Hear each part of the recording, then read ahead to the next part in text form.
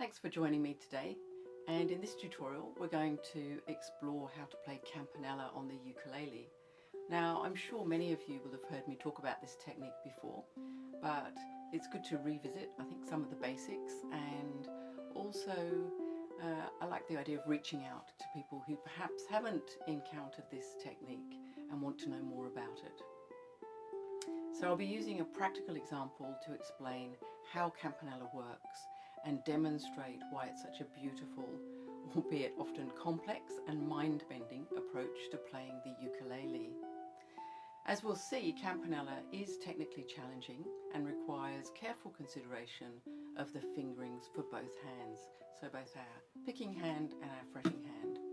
But today we're actually going to concentrate on the fretting hand. The beauty of campanella is that by using overringing effects we can create a subtle interplay of intervals and compensate to some extent for the ukulele's lack of bass. Campanella also allows us to play intricate and beautiful solo pieces ranging from works by Bach to traditional Irish and Scottish tunes. So first of all, what does campanella mean, and why do we use this word to describe a musical effect? Campanella is an Italian word meaning little bell, and it was originally used by Baroque guitar composers such as Gaspar Sanz to describe the overringing effects created when melodic notes are placed on alternating strings. If that all sounds a bit complex, don't worry, because we're going to explore this in more detail very soon. Like the ukulele, the Baroque guitar used re-entrant tuning, thus making these instruments the ideal canvases for campanella. But what do we mean by re-entrant tuning, and why is this so important? Well, to demonstrate, I've got my 5-string ukulele here today, and as you can hopefully see, I've got 2 Gs. So I've got a low G and a high G. Alright, so I'm just going to use this to demonstrate the different tunings and the different effects. So my highest string, the string closest to my feet, which is the 1st string, is the open A, and then the 2nd string, the open E, is a 4th lower than A, and then the 3rd string, which is the open C, is a 3rd lower than the E string. And now if I continue that descending pattern, my 4th string, okay, the open G, will be a 4th lower than the C. Let's just have a listen. We've got A, E, C, and then G. That's with a linear tuning, so I've got a low G. Okay, but now for the re-entrant tuning, my A is the same, my E is the same, my C is the same, but now my G is an octave higher than we might expect. So it's actually a 5th higher than the C. And because it's that octave higher than the low G that we might expect in a linear tuning, we call it re-entrant. And basically that's the difference between your linear tuning, all my strings are descending, and then my re-entrant,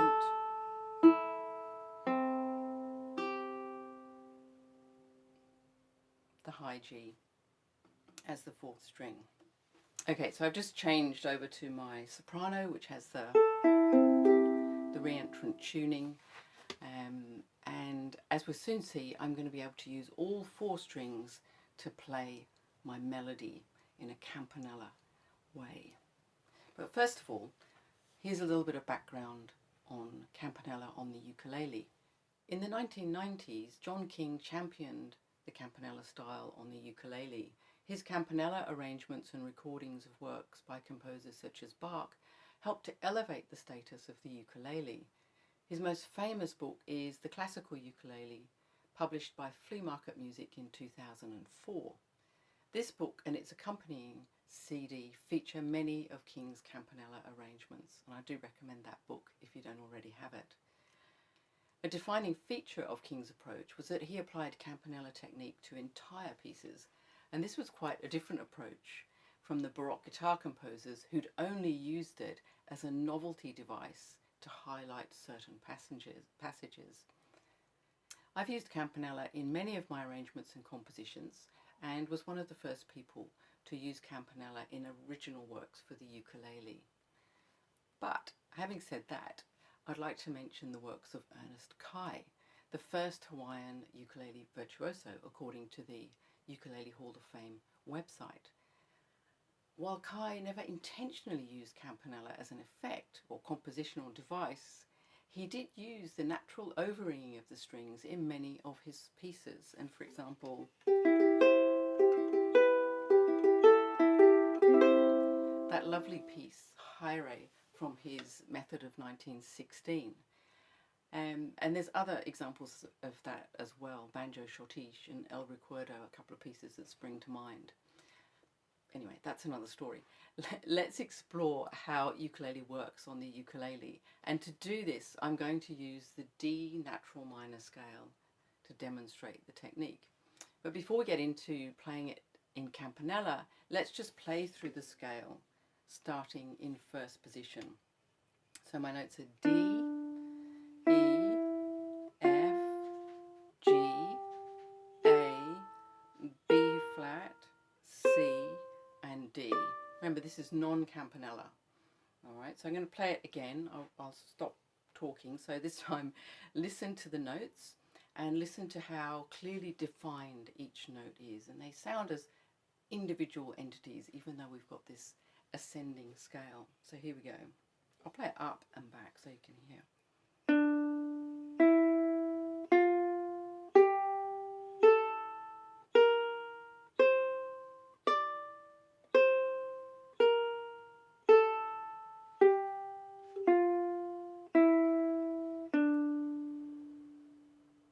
So I'd describe that as a very clean, clear and precise melodic line, if you like. We're using the scale as our melody.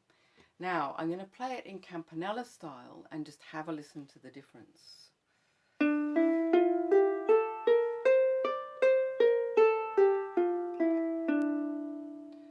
Okay, I played it a little bit faster because I got excited. I'll slow it down.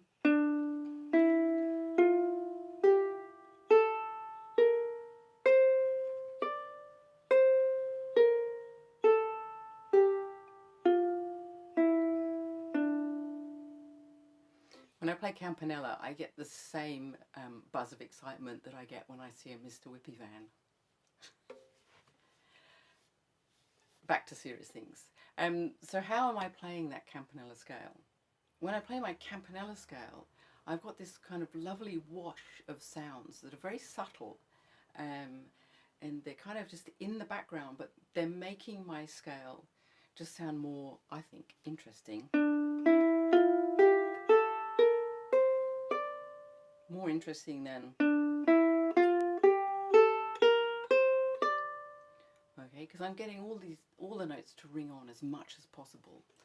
So how do I do that? Well, let's just go through it slowly together. And I'm going to start with my first finger on the D. Okay, so that's second fret of the C string. This is important. The fingering's really important in campanella. Because what we really need to do is to be able to hold notes for as long as possible, and obviously release them when we need to reposition the fingers. So it's a kind of this very choreographed, if you like, dance of the fingers on the fingerboard to make that campanella effect. So first finger on your D. I hold it down when I play the E. There's not much over-ringing there. There's maybe just a little bit. But the important thing now is that as I play the E, I slide up to the F, and this is the 5th fret of the C string. So to execute the slide with my first finger, I just release the pressure. I don't release the string. I keep my finger in contact with the string. And then I use the string as a tram line, if you like, to guide my finger. And obviously when I release the pressure, it stops the D. But what I really want to aim at is getting between the E and the F, which is a semitone or minor second, and that's one of the really beautiful campanella intervals. So those three notes again, D, E, slide up to the F. Now I'm going to add the G. Note that I've kept my first finger planted on the F. So now I've got the E, the F and the G all ringing on over each other. So I've got that beautiful minor second or semitone. And then when I add the G, it's a major second between the F and the G, but it's also a minor third between the E and the G. So I'm starting to get that wash of subtle consonance and dissonance, okay? Change my page. Here we go. So I'm going to play those four notes. So D, E, F, G, and now I'm going to add the open A into the mix. And I guess you're already beginning to see why it's quite mind-bending, because instead of having this nice progression of notes in first position, it's like, wow, I'm on the third string, second string, third string, fourth string, and then I'm going to go to the first string, even though my scale is still ascending. So my notes, it's almost like someone's taken the notes and just thrown them, and they're kind of shattered all over the place. So D, E, F, G, and A. Now at that point I've got all four strings ringing on, so my instrument's really humming.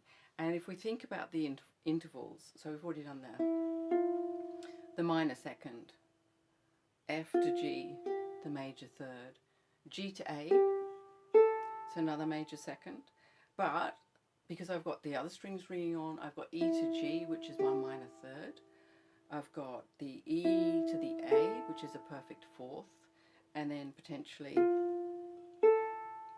the F to the A, which is a major third.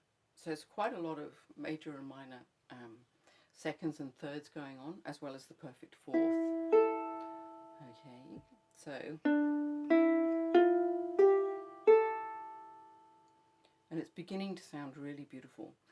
Now my next note is B flat, and I'm going to play that at the 6th fret of the E string, and I'm going to use my third finger, and this is important, and you'll see why in a minute. Okay, so when I put that finger down, it's obviously going to cancel the E. That's going to stop ringing on, but I've still got F, G, A, B, and there's another lovely semitone.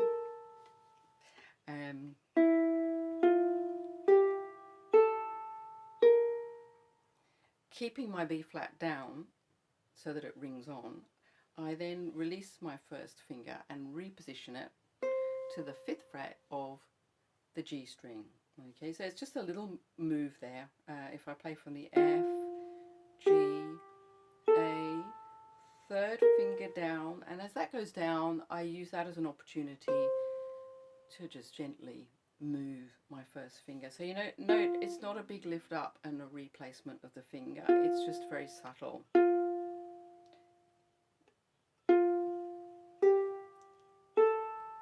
I try and leave it as long as possible so that I get as much over ringing as possible. And now where am I? So I've got my C, so I've got B flat, C, and now I'm going to add the D. And that's why the third finger is important on the B flat, because that means I can hold it down. That's really important. So I've got third finger on the B flat, first finger on the C, second finger on the D, 5th fret of the first string. If this is quite hard to remember, don't worry, because I'm going to create a tab with this all on so that you can see the positions on the fingerboard. And that's actually, I'm just going to pause there to say why tab is so important, because it gives us a very clear image of where the notes are on the fingerboard. So I don't need to just fill my music notation with loads of quite complicated fingerings. I just look at my tab and I think, campanella, and I can see where to put my fingers. So sorry about that. So if I go from the what I've got, the A, B flat, C, pop that second finger on the D. Now those fingers are going to stay down. all right, because it's going to set me up really nicely for when we descend. So I'm on my D, keeping it down. I play my C, which is already in position, and then my B flat. So that's quite convenient, isn't it? Because I've got D, C, B flat, not much work to do until now. I've got to release my second finger to play the open A. I'm still holding on to 1 and 4, but now the G, I release the first finger, keep it very close to the fingerboard because we're going to use it any second to play the F. And at that point, as I put my first finger on the F, I kind of use it as a kind of as a hinge effect. So the first finger goes down and the third finger releases, so I can play the E. And then to finish my scale, we just do that gentle slide back to the second fret of the C string. Okay, so let's do the descending one more time. So we've got D on the first string, the C is on the fourth string, the B flat is on my second string, and now I've got A, releasing the second finger. I've got the G, so I release my first finger and reposition it on the F, and as I do that I release the B flat with the third, and then the open E, and then back for the D. So the real beauty of the Campanella effect is when we speed it up.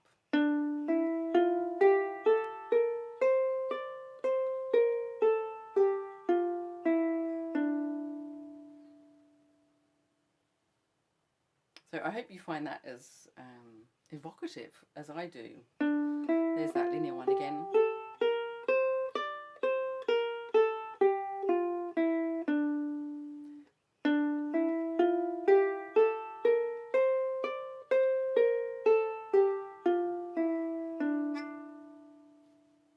Sorry about the buzz. So what's really important with Campanella is to really consider when to hold a note and when to release a note and when to shift position. And a few of you will probably think, well, actually at the start of that I could use my pinky finger, and you could, absolutely. So there's always, you know, little variations that you might find suit your hand better. So by all means, you don't have to follow my fingering, but just remember that it's really important to hold the notes for as long as possible, and then obviously release them in time to reposition. So what I think's really cool about it is that you're playing obviously in the moment, but you're also in the past, because you're thinking, I've got to hold my notes, but you're also planning ahead to the future. So we're kind of like moving, you know, past, present and future. I don't know, it just kind of appeals to me because it's quite quirky. Okay, and as you can see, we didn't go through all the intervals, but the main intervals that we hear are the major and minor seconds. Minor second, I think, is the most pleasing, if you like, because it's that kind of the spooky interval, but it's yeah, Jaws. But it's also very beautiful. And then we have the major and minor thirds, which, you know, lovely intervals, and then the perfect fourths come in as well. I think that's all of them. If you find any more, let me know or put it in the comments. Okay, so that's Campanella, but one final question that we need to address is, what is the difference between campanellas and arpeggios? And this is a really important question, because both techniques use overringing effects, but the difference is, the main difference is that campanellas are melodic. All right, so think of our scale as a melody, whereas arpeggios are harmonic, or think of them as chords. So if we think of the D minor chord, if we don't strum it, we play it as an arpeggio. I'm still holding down all the notes of my chord, but I'm picking the individual notes to create an arpeggio pattern. All right, but I would use that probably as an accompaniment, whereas for the Campanella melody, it is the melody. A couple of examples. So a moderato by Carulli, little arpeggio piece.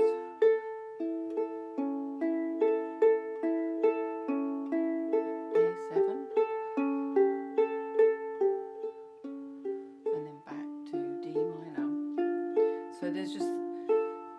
4 bars of it, but it's just based D minor, what do I do, D minor A, A7, D minor. And here's an example of a piece, a melody arranged in Campanella style.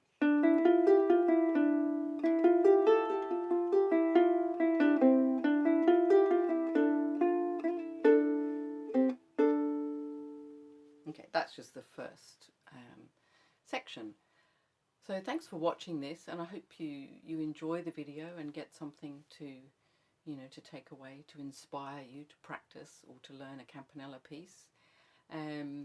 It's a beautiful technique. It's quite complex, and as I'm sure you are beginning to realize if you were playing through that scale with me, but it's very inspiring, I think, to hear music played on the ukulele in Campanella style.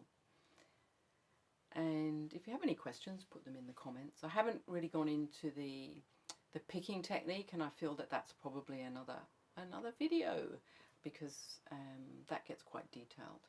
And as I say, there's some really beautiful pieces to explore in Campanella style. John King's The Classical Ukulele is a good place to start, but there's plenty of other Campanella arrangements around now.